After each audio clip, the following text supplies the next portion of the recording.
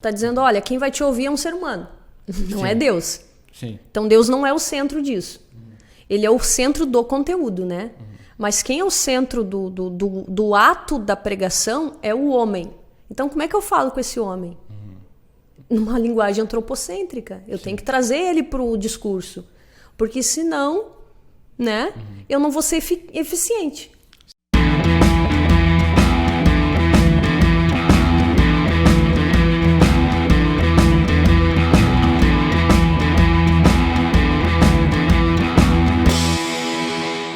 Fala pessoal, tudo bem? Eu sou o Lennon. E eu, Alexandra Trintin. E seja muito bem-vindo ao nosso podcast, onde aqui a gente traz conteúdo para pregadores todas as semanas. E hoje a gente vai falar um assunto super interessante, também um pouco polêmico, né? A gente vai falar sobre a pregação teocêntrica e a pregação antropocêntrica, ou seja, a pregação que tem Deus no centro e o homem no centro. E como a gente vem fazendo nos últimos podcasts, a gente vai olhar um pouco a história, né, como isso surgiu, quais foram os acertos e os erros e também os motivos para que a gente, né, não caia nos mesmos erros. Então a primeira pergunta que eu quero fazer é qual que é o certo, né? Qual o estilo, qual a pregação que está certa?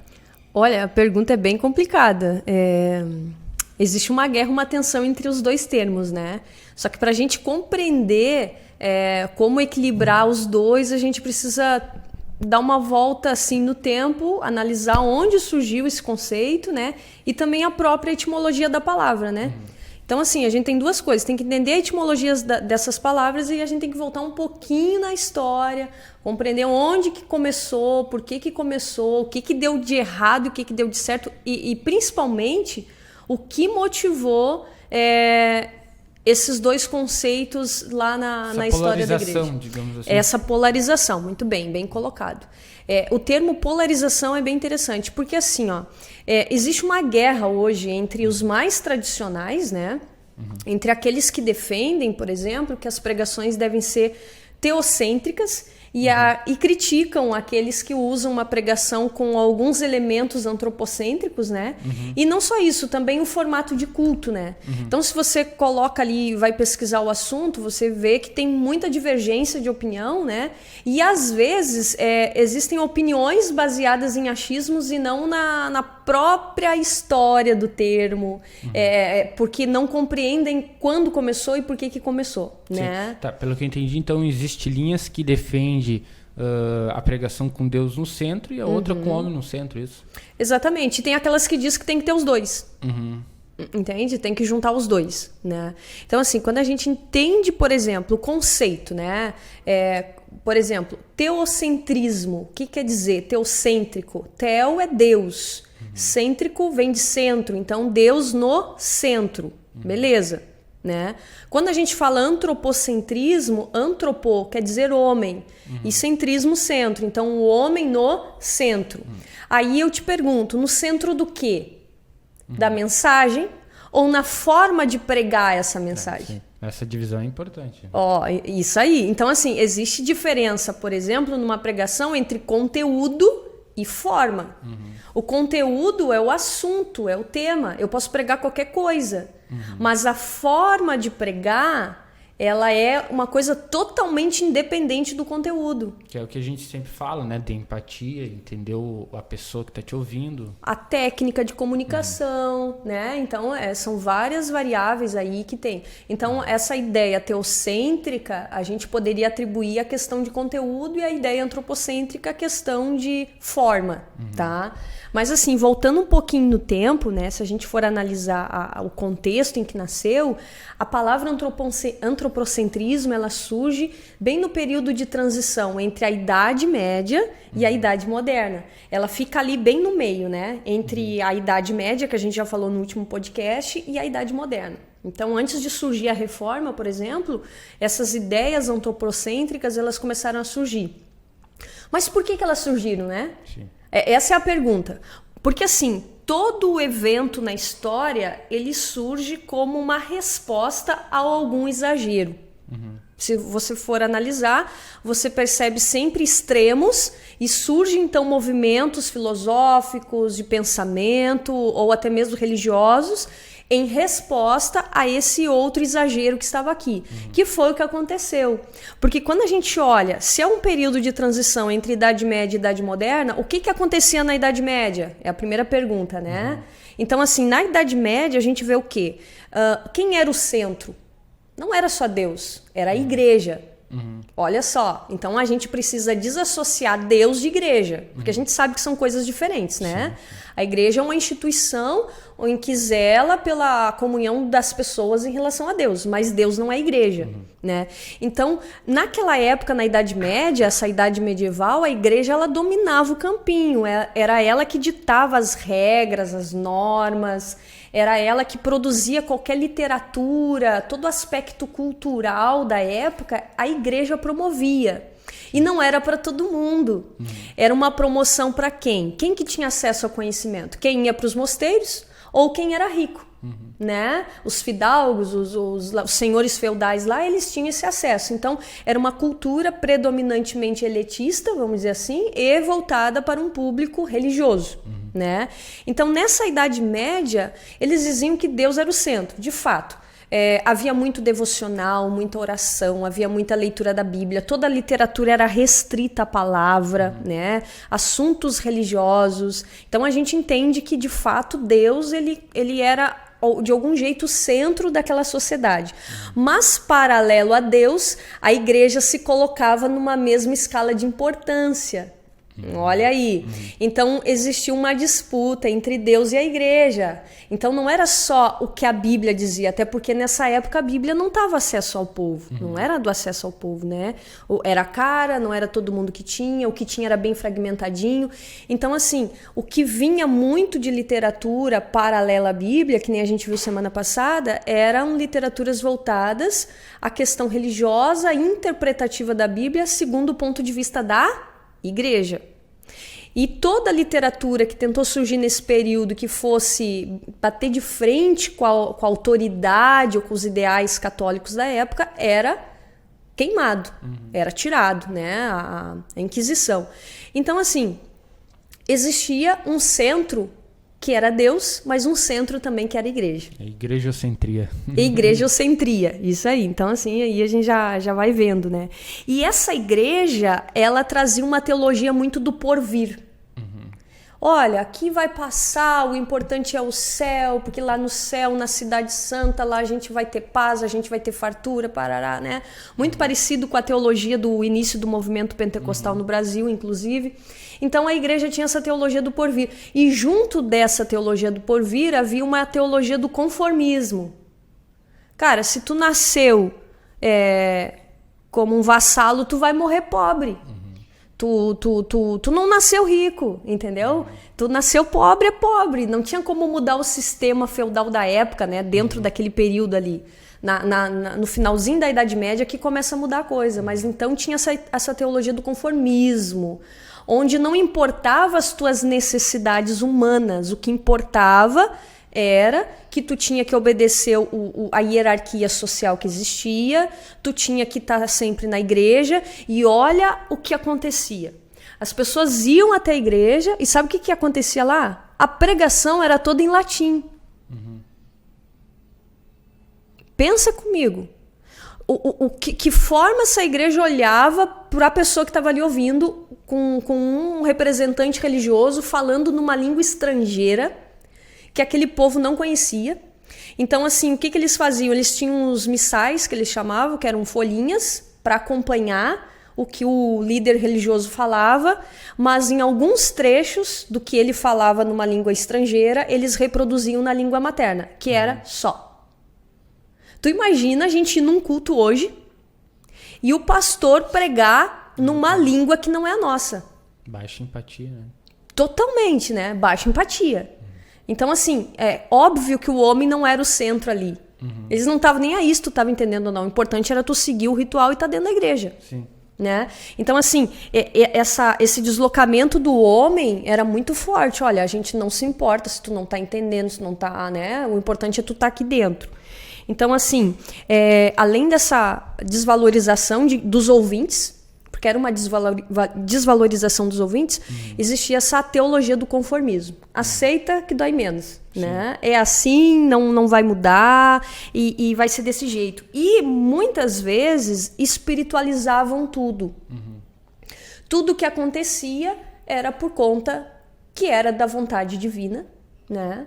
Então tu tinha que se sujeitar à vontade divina, só que eles não colocavam uma conscientização nas pessoas de que elas respondiam pelos próprios atos. Então, por exemplo, se eu tenho uma ação errada, essa ação errada vai me trazer consequências. Se eu tenho uma ação inerte, que eu não faço nada para mudar minha realidade, a probabilidade de mudança não é baixa, né? Então, essa ideia de que era da vontade de Deus aquela situação, que aquilo ia passar, que era daquele jeito mesmo, isso trouxe inconformismo em algumas pessoas. E olha que maravilha. Com razão, né? Aí que tá. Quando a gente fala o termo antropocentrismo, soa muito ruim. Soa ruim, como se fosse o ego do homem dentro da igreja. Uma corrupção da pregação, né? Exatamente. Então, assim, estuda a história, você percebe que a coisa é um pouquinho diferente. Por que surgiu, né? Então, assim, quando você olha, por exemplo, que esse movimento entre a Idade Média e a Idade Moderna começa a fomentar um inconformismo daquilo que acontecia, ele começa bem na época em que o sistema feudal ele se desgasta, né, que nem a gente já falou no último, os donos de terras eles iam morrendo naquelas cruzadas, naquelas guerras, e os camponeses começaram a migrar para a cidade. Migrando para a cidade se criou agora a burguesia, que era o povo do burgo da cidade, né? E ali começou a surgir outras profissões, comerciantes, artesãos, enfim, né? E ali o povo começou a ganhar dinheiro. Comércio é uma coisa que dá dinheiro, né? Sim. E aí os burgueses começaram a disputar espaço com a elite da época. Então, antigamente, quem tinha dinheiro nascia rico. E agora não, começa uma ascensão social. Onde aquele que não nasceu rico pode conseguir conquistar. Conquistar, exatamente. Olha, eu nasci pobre, mas eu tô vendendo aqui, tô ganhando rios de dinheiro. Eu tô numa rota aqui que é de navegação, uma rota comercial. Logo, aquele discurso de conformismo já não servia mais, né? Porque não servia mais. Uma possibilidade de crescimento e de mudança. Sim. Olha que interessante quando tu vê a história, né? Então havia possibilidade de mudança. Então esses burgueses começaram a reivindicar o seu espaço. E o que eles começaram a fazer? Como eles não tinham muito estudo, eles não tinham muito acesso ao estudo, porque era, né, dedicado aos religiosos ou elite. Começou a se criar escolas nas cidades e universidades e começou então a alfabetização do povo laico, que era aquele que não tinha um vínculo religioso, né? Tinha, mas não para ser um ministro religioso, né? Então, assim, eles começaram a ser alfabetizados, a aprender a ler e escrever, mesmo com dificuldade. Eles começaram a investir muito em livros. Mas eles sabiam que os livros eles não poderiam, de repente, ser do jeito que o povo da elite estava acostumado, porque teve mais estudo, mais preparo. Então, eles adaptaram os livros à população burguesa. E o que eram os livros adaptados? Em vez de ser assim, por exemplo, grande, né? Eles faziam livretes, onde eles pegavam uma folha, do tamanho da folha de ofício, vamos dizer, dobravam em duas. E nessa dobra, eles faziam 8 páginas, tá? 8 páginas, eles escreviam daí ali histórias, né? Isso vai aparecer muito lá no momento da Reforma e Contra-Reforma. Eles escrevem em 8 páginas pequenininhas, né? E distribuem aquela literatura. E nessa época coincidiu também com a criação da imprensa, né? E com essa prensa eles conseguiram produzir de 1.250 a 2.500 exemplares por dia. Então começou uma divulgação desses livretes. E esses livretes não era só questão de romance de cavalaria, que nem se pensa. Existia também devocionais sobre a Bíblia, com questões teológicas, com uma história desenvolvida e com uma aplicação moral. Então o povo não deixou de ser, vamos dizer, catequizado ou ter uma orientação religiosa. Eles tinham, mas agora era uma orientação religiosa adaptada ao povo. Mas ainda era teocêntrico. Tinha elementos teocêntricos, sim, mas também essa literatura agora, que nem a gente viu, ela passa a ter algumas liberdades, né? Romances, outras histórias. Mas todas as histórias, elas ainda mantinham aquele apego à era medieval. Todas elas tinham alguma moral, ensinava alguma coisa. Né? Já era uma perspectiva, já tinha uma visão. Já tinha uma visão, então, né, eram textos, mas que sempre tinham alguma moral, algum ensino. Então, assim, com essa burguesia, eles começaram, então, a receber esses materiais, o pensamento deles começou a abrir. Né? O mundo ele foi preparado agora, então, para a reforma protestante. Né? Então, assim, entre os próprios frequentadores da igreja, eles começaram a criticar a forma com que a igreja vinha conduzindo e eles mesmos começaram, então, a querer algo diferente. Então, assim, agora eles entendiam que existia vontade divina, mas que eles também eram responsáveis pelos atos deles. Entende? Então, eu não preciso ficar condicionado à realidade que me foi imposta por conta do nascimento. Não é porque meus pais eram pobres ou porque eu nasci no campo que eu vou morrer assim. Então eles começam a viver esse antropocentrismo, onde o homem passa a ser o protagonista da sua própria história, não se desconectando de Deus, pelo menos não nesse período de transição. Tá? Depois aí a gente vai perceber que houve uma ruptura maior. Mas nesse período aqui, Deus era importante, tanto que a igreja e a religião tinham uma voz muito forte, mas agora eu sou responsável pelos meus atos. Sim. Pelo que eu entendi, então, a igreja estava num extremo, onde que Deus era o centro e enfim, a forma com que ela falava, o conteúdo que ela pregava era tudo assim. Depois houve uma mudança, né, naquela sociedade. E aí essa sociedade, no caso, estava pedindo por algo a mais, isso? E aí começa essa mudança, já, mas ainda um pouco equilibrada. Ainda era equilibrada. Sim. Nesse período de transição era equilibrada ainda. Foi um movimento de inconformismo. Tipo assim, estamos nos movimentando porque a gente não quer mais aquele modelo antigo. A gente não pode ser assim. Aquelas explicações que vinham não estavam sendo aceitas. Não serviam mais. Por quê? O povo, em termos de geografia, estava morando na cidade. Ele estava agora com acesso ao conhecimento. Né? Ele economicamente ele prosperou, né? E ele via que havia possibilidade de prosperar. Então entra uma teologia terrena também. Quando a gente fala prosperar, parece que o negócio é só financeiro. Não é. É que naquela época a coisa era diferente. Era então, quando diferente. A gente fala que teve uma prosperidade financeira, isso aí acarreta um monte de coisa.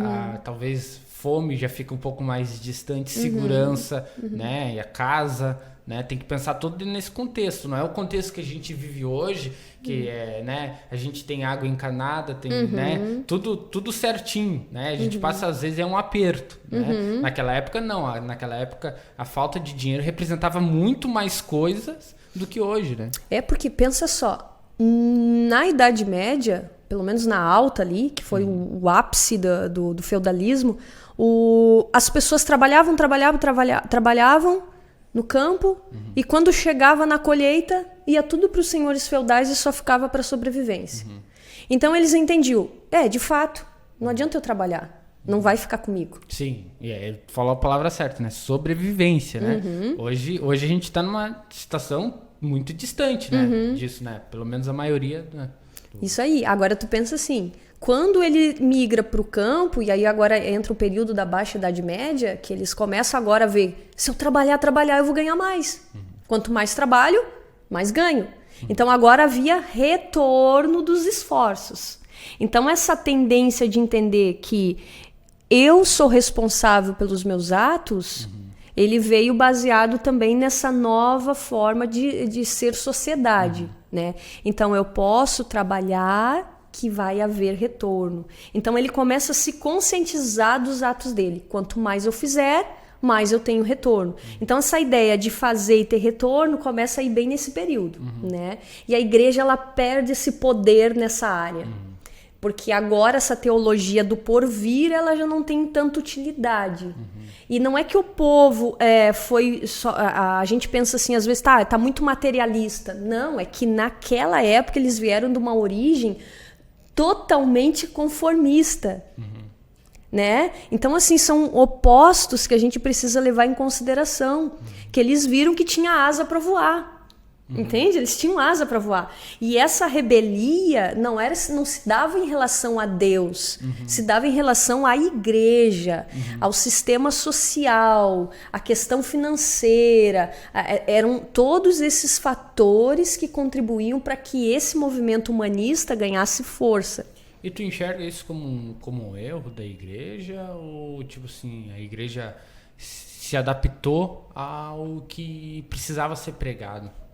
Ela não só se adaptou, ela usou, né? Porque, por exemplo, ela tinha poder e influência sobre os senhores feudais. Tanto que ela mandava os caras para a guerra e eles iam lá e morriam. Então ela tinha influência, né? Sim. Se ela tivesse usado a influência dela para criar um sistema mais igualitário, ela teria conseguido. Porque naquela época a igreja ela tinha uma voz muito forte, né? Sim. Porque tipo, eu penso nos dias de hoje...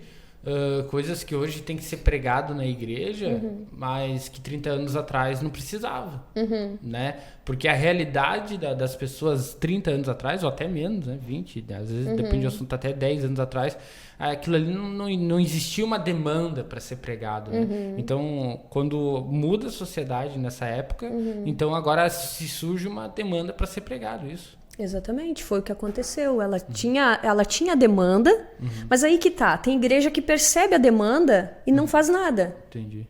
Por isso que, por exemplo, no Brasil hoje, entre o movimento pentecostal só, tem divergências de opiniões e igrejas. Porque tem aquelas que percebem a demanda, que percebe que o povo precisa ouvir tal coisa, mas que por conta da tradição não se permite. E tem aquelas que vê e vai lá e faz. Entende? Então, tem um retorno maior, né? Claro que sim, porque o povo está sendo atendido, né? Então, assim, esse movimento, ele traz essa responsabilidade para o homem. E aí começa a criar essa independência. O homem como centro, quer dizer, eu sou responsável pelo meu futuro.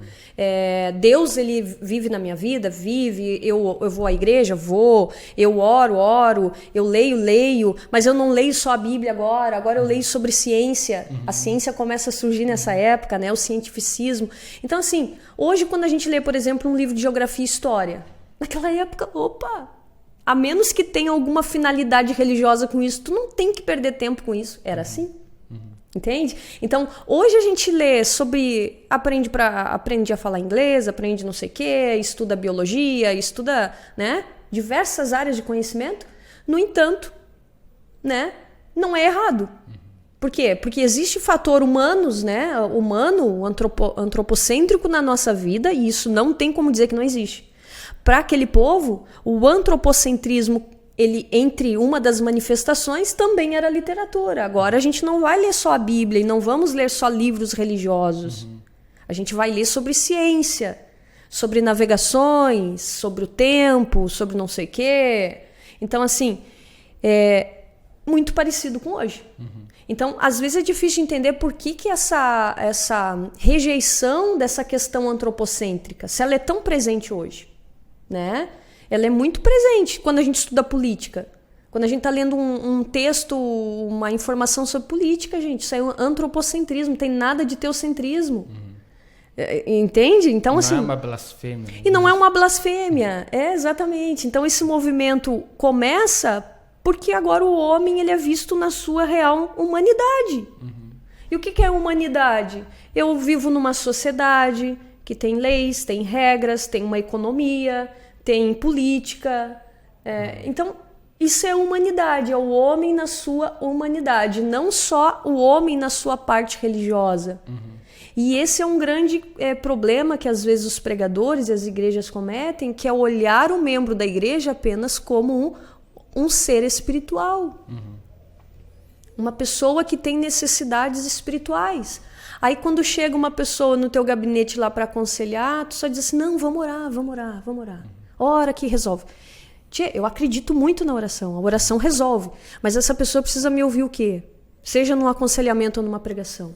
Como que ela vai fazer para aquela situação reverter? É que nem chegar para um morador de rua e só dizer Jesus te ama, né? Se tu não der comida, não adianta. Não deu comida, não deu uma roupa quente, não deu um cobertor, né? Viu ele só no aspecto espiritual. Tá, mas o cara tá com frio. Ele tá com fome. Então, esse movimento humanista, ele traz isso. Ele passa a respeitar a humanidade da pessoa. Mas se tu for ver, tipo, não é que o conteúdo vai ser antropocêntrico, né? Não, é a não, forma pelo contrário. Que tu vai falar. Porque que nem aqui o conteúdo que a gente gera é antropocêntrico, né? Porque a gente está falando para pessoas, pregadores, estamos falando de técnicas, coisas que aconteceram com homens no passado, o que acontece hoje, para sim passar uma mensagem teocêntrica. Essas pessoas vão passar uma mensagem teocêntrica, ou seja, com Deus no centro. Mas até então, tudo técnica, quando envolve técnica, conversa, estudos de outras ciências, enfim, é antropocêntrico, né? Justamente, tu tá trazendo uma forma humana, tu tá dizendo, olha, quem vai te ouvir é um ser humano, não é Deus. Sim. Então Deus não é o centro disso. Ele é o centro do conteúdo, né? Mas quem é o centro do ato da pregação é o homem. Então, como é que eu falo com esse homem? Numa linguagem antropocêntrica. Eu tenho que trazer ele para o discurso. Porque senão, né, eu não vou ser eficiente. Sim. A gente tem tipo uma cultura, não, Deus é o centro de tudo. De fato, né? Ele é. Mas quando a gente está falando com pessoas, a gente tem que entender o indivíduo para a gente atingir ele. E ele entender que Deus é tudo, entende? Porque se a gente falar em outra língua, que nem lá era pregado em outra língua, não adianta. Pode ser o melhor pregador, pode ser, né? Se chegar na igreja e pregar russo e as pessoas não vão entender, como é que vão se aproximar de Deus? Como é que elas vão entender quem é Deus, né? Tu quer ver o movimento que Lutero fez? Tem movimento mais antropocêntrico do que ele fez? Ele botou a Bíblia na língua materna para o povo ler. Isso é uma ação antropocêntrica. Sim, de empatia, né? De empatia. Tipo assim, não adianta a pessoa ter a Bíblia lá numa língua que não é dela. Vamos traduzir. Aí a língua foi traduzida, tá na tua língua materna. É uma atitude totalmente antropocêntrica, totalmente empática, levando em consideração o indivíduo. Então, quando a gente for estudar lá o período da Reforma, a gente vai ver que as pregações eram em línguas maternas. Né? Eram na língua vulgar ainda por cima, que era bem coloquial, não era nem a linguagem erudita. Eles falavam, vamos dizer assim, o português bem simples. Sim. Entende? Então isso é um ato antropocêntrico. Então se eu pego e leio a minha Bíblia em língua portuguesa, porque eu sou brasileira, estou aqui no Brasil, isso é um ato antropocêntrico. Para aquela época, na Idade Média, não existia, era uma língua que era diferente daquela que eu conhecia. Então, só aí você já vê, né, uma ação antropocêntrica que não é errada, que é benéfica. E por que existe essa polaridade do teocêntrico e antropocêntrico? Qual seria... O teocêntrico é bem fácil de entender, né? As pessoas querem Deus no centro e isso está correto. Mas qual que seria o outro lado, né? De Deus não estar no centro? O extremo do antropocentrismo. O que seria esse extremo? O extremo é quando, né, alguns anos mais à frente, as pessoas elas começam agora a tirar Deus do seu cotidiano. E elas criam, então, essa rebelia à igreja, né, essa aversão ao sistema religioso. Tá? Então, assim, quando tu estuda história ou, por exemplo, literatura, tu percebe, as pessoas estavam insatisfeitas com o sistema religioso. Né? Só que com a vinda da ciência, algumas coisas eles começaram a dizer, olha, não é tudo do jeito que a igreja está dizendo, não. A coisa é diferente, a Terra é redonda, ela não acaba ali. E aí começou a contestar algumas afirmações que a igreja até então dizia como verdades e como ela era a detentora do conhecimento e do saber. Se ela dissesse que a Terra era quadrada, que terminava ali, todo mundo acreditava. Então começa agora a ciência aparecer e contestar algumas afirmações da igreja. Tá, mas o problema disso era que eles estavam indo contra a igreja da forma que era ou contra Deus, rebeliando contra Deus? O movimento surgiu em rebelião à igreja. Mas depois se perdeu. Depois se perde, porque daí, claro, não se mantém um vínculo institucional, a palavra não encontra mais espaço nas famílias. E acaba indo para um extremo errado. Né? Isso, então tudo que é extremo não é bom. Mas esse período que eu estou falando da transição entre Idade Média e Moderna ali, Esse período humanista, ele tem os dois elementos. Ele consegue juntar Deus e agora o homem também começa a ser protagonista, né? É como se fosse assim, nesse período humanista, Deus é o narrador e o homem é o protagonista. No período da Idade Média alta, a igreja e Deus era narrador e protagonista, e não o homem era só um personagem secundário, um figurante que só dava movimento a toda a história. Né? Ele não era responsável pelos atos. Né? Hoje o problema é que algumas igrejas e pregadores contestam esse movimento antropocêntrico porque eles olham só o movimento quando ele chegou no extremo. Quando ele chegou no outro lado, assim, muito oposto do movimento inicial. Onde Deus é banido e só o homem importa, as minhas necessidades. Que é um erro, meu Deus, é um erro. Né? Não tem como a gente confiar só no nosso braço. Então, essa oposição de ideias teológicas e antropocêntricas, ela tem essa tensão, por quê? Porque é visto o antropocentrismo do ponto de vista quando ele chegou no extremo, onde ele bane Deus da equação. Mas quando tu vê o antropocentrismo como um movimento que vem adaptar a religião, a Bíblia, as convenções da igreja, as reais necessidades do homem, tu começa a ver ele com um olhar um pouquinho mais simpático. Sim. Né? Não que tu vai adaptar a Bíblia ao homem. Quer ver um exemplo? Tu pode perfeitamente pregar sobre a cruz de Cristo. Aquele que vier após mim, negue-se a si mesmo. Tem mensagem mais teocêntrica ou cristocêntrica do que essa? Não. Ele está dizendo, quer me seguir? Te nega. Tá? É uma mensagem totalmente teocêntrica. Deus é o centro. Mas como que eu vou pregar essa mensagem de um jeito que a pessoa aplique? Sim. Ela tem que aplicar. Não basta ela chegar na igreja e eu dizer, olha, tu tem que negar a si mesmo, tu tem que carregar a tua cruz. Aí a pessoa vai ficar pensando, mas o que é negar a mim mesmo? Como é que eu faço para carregar a cruz? Aí entra o outro lado. Aí entra o outro lado. Agora, por eu enxergar o indivíduo, a dificuldade que talvez ele tenha para interpretar a Bíblia, que a Bíblia tem alguns assuntos complexos, eu entro com um antropocentrismo da forma. Para ajudar ele a encontrar o real motivo, né? Isso aí. E o extremo do antropocentrismo seria tu não precisa negar a ti mesmo. Exatamente. Exatamente, né? Tu pode fazer as tuas vontades, tu pode, enfim, viver a vida como tu quer. Quer ver um outro exemplo? Se fosse pregar, né? Vamos dizer que eu vou falar que Jesus, ele te faz... ele acalma a tempestade para ti. Tá? Numa pregação antropocêntrica, eu vou dar ênfase apenas ao clímax da história, que Jesus acalmou a tempestade. Tá? Eu vou chegar lá no clímax da história, e isso é muito comum os pregadores fazerem, né? Porque Deus vai acalmar o mar, ele vai aquietar o mar, e se ele não acalmar, ele vai te abrir o mar, e se ele não abrir, ele vai te fazer andar sobre as águas. Aí fica naquela parte assim, muito ego, muito ego. Inclusive, aqueles que criticam as pregações antropocêntricas são os que mais fazem, às vezes, né? Porque eles ficam redemoinhando ali no clímax, né? Deus vai, Deus vai, Deus vai, Deus vai. Tá. Totalmente antropocêntrica se eu só pregar isso.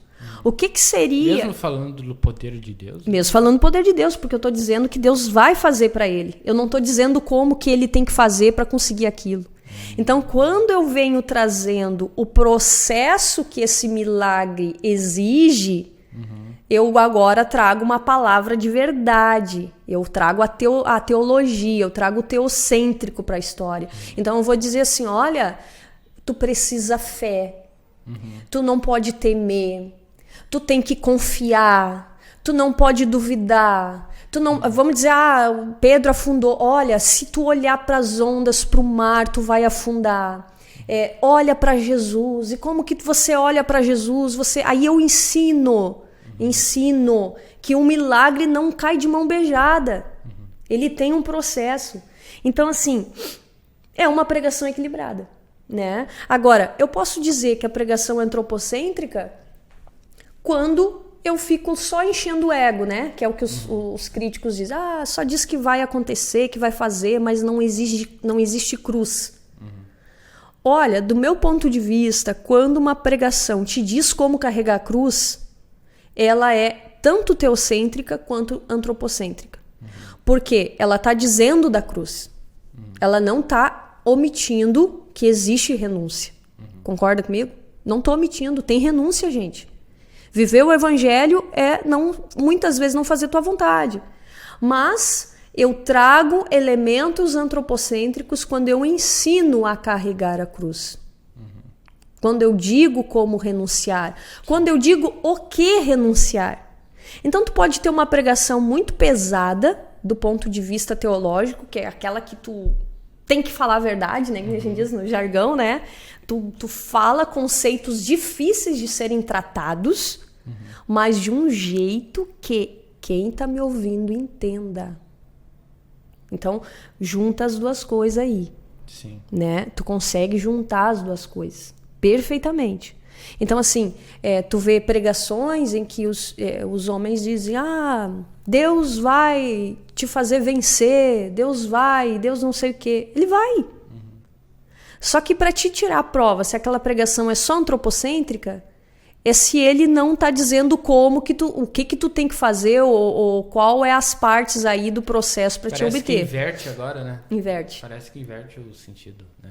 Tu tem que falar do homem para ser teocêntrico, porque senão não é. Exatamente. Porque assim, não basta dizer que tem cruz, tem que dizer como. Cruz, conteúdo, né? É teocêntrico, mas o cara ali tem que saber como é que carrega a cruz. Sim. É interessante a gente discutir isso para nos deixar bem claro o que é um e o que é o outro, né? Pra gente até mesmo não cair no que já aconteceu no passado, né? Como é que é? O inteligente aprende com os seus erros e o sábio aprende com os erros dos outros. Dos outros. Porque assim, a igreja ela nunca vai mudar de um extremo pro outro. Ela vai vir de um extremo, né? Aí vai parecer bom fazer uma alteração e quando vê já tá lá no outro extremo. A gente tem isso na política, né? Sempre vem um com uma proposta para quê? Para a solução do problema naquele momento. E começa bem e depois cai de novo, né? Então, essa questão de polarização, o que é certo, o que é errado, é interessante a gente meditar, saber o que está acontecendo, saber o que aconteceu no passado com essas pregações, ver os acertos e erros e tentar não cometê-los hoje, né? Isso aí, mas é uma coisa que está enraizada nas igrejas, né? Sim. Quando tu olha a história, tu vê. Ou vai para um extremo ou vai para o outro. Tem, por exemplo, uma outra polarização, amor e justiça. Deus é amor. Né? Tem aqueles que ficam só nisso. Tem gente que fica só que Deus é justiça. Então, assim, Deus ele é os dois. E justiça, né? Ele é os dois. Sim. Tem que estudar, né? Não tem que assumir uma posição e sem entender os motivos. E nem dar cara pra bater, né? Sim. Criticando uma coisa ou outra, né? Tipo, quando tu entende a etimologia da palavra, quando tu vai no contexto histórico, quando surgiu, o quanto foi bom, aí tu... Né? Tu não pode só pegar um recorte da história e ver que, olha, tiraram Deus da equação, então isso não é bom. Tá, mas não entende o que era aquilo, o quanto foi útil. Tchê, o fato de eu ir num culto e o culto não ser na minha língua, isso não tem nada de teocêntrico. Porque o que era aquilo ali? Né? A pregação é para as pessoas ouvir. Quem é que só entendia? Quem conhecia a língua. Que era só os líderes religiosos. Tá? Então, assim, o que estava no centro era a igreja, era o poder. Então, uma pessoa que sentava ali e ficava ouvindo, ela se achava ignorante. Porque ela não estava entendendo nada. Então, isso só mostrava que ela era ignorante. Tornava ela muito mais afastada de Deus do que qualquer outra coisa. Porque se eu não entendo sobre Deus, se eu não conheço sobre Ele, se aquilo ali não tem nenhuma utilidade para mim, né, aquilo que está sendo falado, como que eu vou botar Deus no centro da minha vida? Então existia muito aquela coisa, eu sou porque o governo diz que tem que ser assim, entende? Era tipo uma coisa meio de ditadura, não tinha outra opção. E Deus, ele sempre usa o livre-arbítrio pra gente, né? Sim. Ele sempre nos dá o livre-arbítrio. Então, a gente hoje, a igreja brasileira, tem muita opção, né? Então, assim, é diferente de antes. Então, se eu tô dentro de uma igreja evangélica, é porque eu quero estar ali. Né? Não é uma coisa que é uma tradição familiar, é um costume, é uma tradição. Não, eu quero estar ali. né? Então, assim, só o fato deles pregar uma língua diferente é a mesma coisa os pregadores hoje que estão lá pregando achando que o povo está entendendo e o povo faz de conta que entende. Né? O povo fica ali sentado, espera acabar, né? E sai dali e a pregação não teve efeito nenhum. É como se a pessoa estivesse falando uma língua diferente, não está entendendo nada. Às vezes é um ritual, né? É um ritual. Tanto que tu às vezes escuta pregações, eu não tenho paciência, né? Eu já não tenho paciência. Eu tenho que ouvir para poder examinar e analisar, mas eu não tenho muita paciência. O pregador começa a usar palavras difíceis na introdução, né? Começa a usar uma palavra tão antiga que olha, se 1% da igreja sabe o que está sendo falado, é muito. Só que o vocabulário erudito causa uma boa impressão, no sentido de mostra erudição, conhecimento. Ah, isso daí sabe, né? Eu me lembro que um pregador uma vez usou a palavra paradoxo de uma aplicação totalmente diferente, né? E eu fiquei orando naquela hora para não pecar, para não julgar, né? Mas assim, tipo, eu entendi depois o sentimento dele, né? Ele queria causar uma boa impressão. Só que às vezes essa motivação não é legal. Sim. Porque ele acabou cometendo um erro, né? De aplicação do vocabulário para causar uma boa impressão, entende? Então, o pregador ele tem que entender, não é eu o centro, Deus é o centro. Sim. E quem está me ouvindo, eu preciso me reportar a ele de um jeito que ele me escute, né? Então, o vocabulário é o mesmo que, vamos dizer, antigamente o líder religioso pregar numa língua que não era conhecida do povo. Sim. Então, na tua concepção, na tua opinião, a pregação ela precisa dos dois. Sim, precisa dos dois. Teocêntrico. O conteúdo é a palavra. Sim. Isso tem que sempre levar para Deus. Ela não vai mudar. A forma com que a gente vai pregar, a forma que a gente vai falar, ilustrações, tempo, linguagem, isso tudo é antropocêntrico. É antropocêntrico. A gente tem que pensar que é uma pessoa e a gente tem que aproximar ela de Deus, né? Olha, se Deus não gostasse disso, né, não tinha acontecido na história. Porque assim, eu vejo a mão de Deus na história. Quando Deus prepara o mundo para a reforma, ele preparou por meio do movimento antropocêntrico.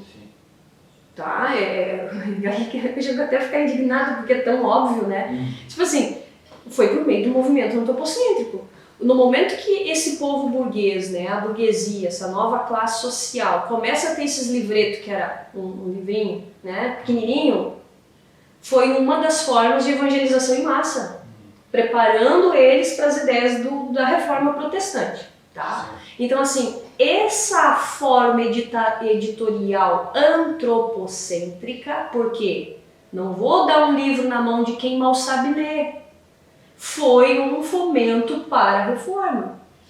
Então, valorizar a limitação, entender quem está ali, qual é o meu público-alvo, seja por meio de um texto ou por meio de uma pregação, isso faz um maior engajamento.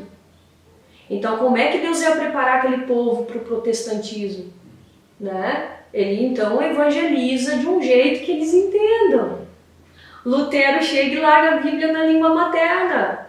Ação mais antropocêntrica não há. E olha o que Lutero dizia, não, pregação tem que ser na língua deles. Chega disso, ninguém entende nada que está falando. Para que ato mais antropocêntrico? Cristo fez isso. Cristo fez isso. Cristo podia ter falado sobre as estrelas, como criou, né? Enfim, como o mundo foi criado. Poderia falar quantos animais existem embaixo da água, né? Que a gente até hoje acho que não sabe. Porém, Cristo ele chega e fala de uma forma totalmente simples aquilo que Deus é, né?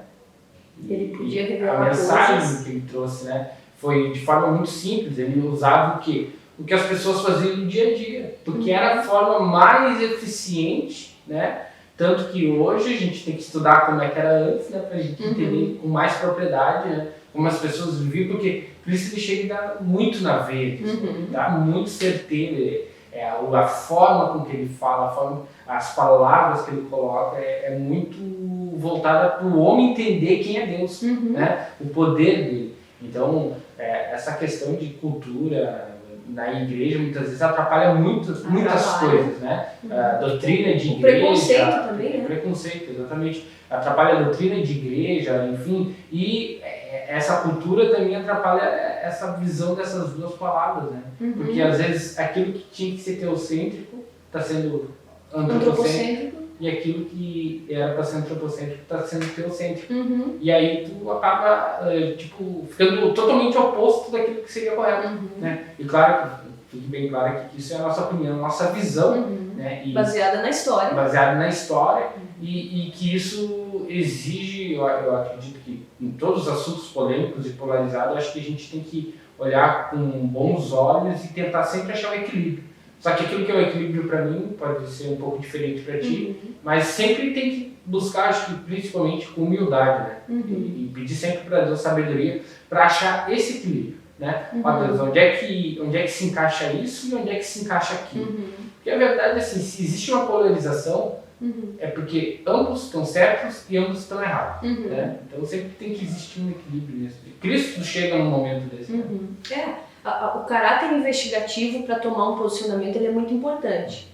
Antes de tomar um posicionamento, investigue, mas não num recorte de tempo. Por exemplo, esse assunto, se tu for olhar o antropocentrismo só quando ele cria um extremo, onde ele tira Deus da equação, ele não serve para a igreja, porque ele é contra o que diz, a teologia diz. Mas quando tu vê ele lá no início do movimento, tu percebe que ele foi um recurso que Deus usou para alcançar a população. Agora, se foi para o outro lado depois, é outra história. Aí é outra história. Não é que é totalmente ruim. Esse é o problema da polarização, né? Mas o brasileiro, ele polariza muito, né? Sim. A política é assim, a igreja é assim, tudo é polarizado. Eu acho que nisso, acho que a palavra que se encaixa nisso é a humildade de reconhecer e voltar atrás. Você já tem um posicionamento. Eu vejo que, tá errado, mas porque eu assumi esse posicionamento e não volto atrás, é falta de humildade. Tu quer ver? Tu estuda a própria concepção da Bíblia, né? Que nem a gente já falou. A Bíblia, ela é a palavra de Deus, mas ela também é literatura. Deus é o autor, mas quem escreve foram homens. Então, na própria concepção da palavra, nós temos Deus e o homem. É duas coisas, né? Sim. Tá bem claro isso, né? Deus e o homem, né? A questão da interpretação da Bíblia também, que a gente falou da hermenêutica, né? Existe a hermenêutica que só via o lado espiritual e aquela que só via o lado humano, né? Vamos investigar a literatura. Como é que foi escrito? Não, é os dois. Então sempre é os dois, né?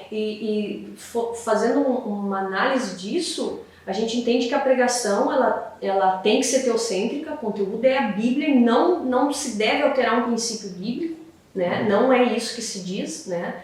A palavra é a palavra e ela não se altera, isso a gente sabe, né? Não vou mudar nenhum valor porque eu quero falar numa linguagem que o povo entenda. Não, pelo contrário. Eu vou ensinar os valores bíblicos, mas de um jeito, com uma abordagem que o povo entenda. É bem diferente. Então a gente tem conteúdo e forma. E para eu juntar as duas coisas eu preciso de empatia, né? Eu vou olhar o público, bom, então essa é a forma, mas o conteúdo é inalterado. Quer ver? Por exemplo, a Bíblia aqui, ó. Tá vendo essa capa? Há 30 anos atrás, será que era possível ter uma Bíblia tão colorida assim? Que cor que era a Bíblia? Eu tenho uma antiga aí. Preta, né? Preta, né? Com letras douradas. Com letras douradas, né? Aqui douradinho, né? Ó, vermelho. Tá, mas para aí, a forma agora é totalmente mundana. Não, tem um leão aqui, tribo de Judá. O conteúdo mudou? Será que mudou? Se eu ler lá, por exemplo, João 15, vai mudar? Não, é o mesmo texto, gente. Então é a mesma coisa, a pregação é isso daqui, ó. A forma muda, pode ser roxa, pode ser rosa, tudo vai depender do público. A tradução aqui é uma tradução mais de agora, né? Mais atual, tá. É um público que lê menos Bíblia. Para quem está começando. Para quem está começando. Melhor. Ok, eu já gosto da corrigida. Não gosto nem da atualizada, eu gosto da corrigida. Tá, mas para o público iniciante é muito bom, né? Então, assim, mudou a forma, a capa, mas o conteúdo é fiel. Então, o pregador tem que entender, a minha pregação tem que ser inteligente e inspirada.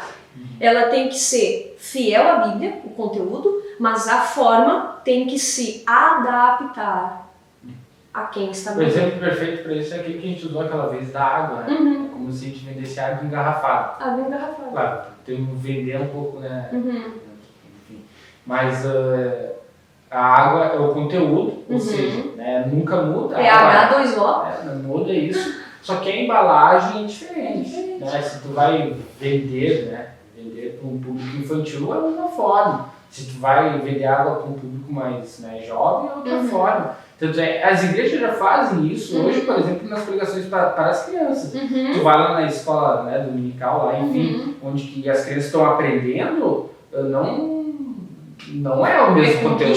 É com bichinho, é com figura, é com imagem. Então, e a mesma forma existe, dessa mesma maneira existe para falar com jovens, adolescentes, falar com um público mais idoso.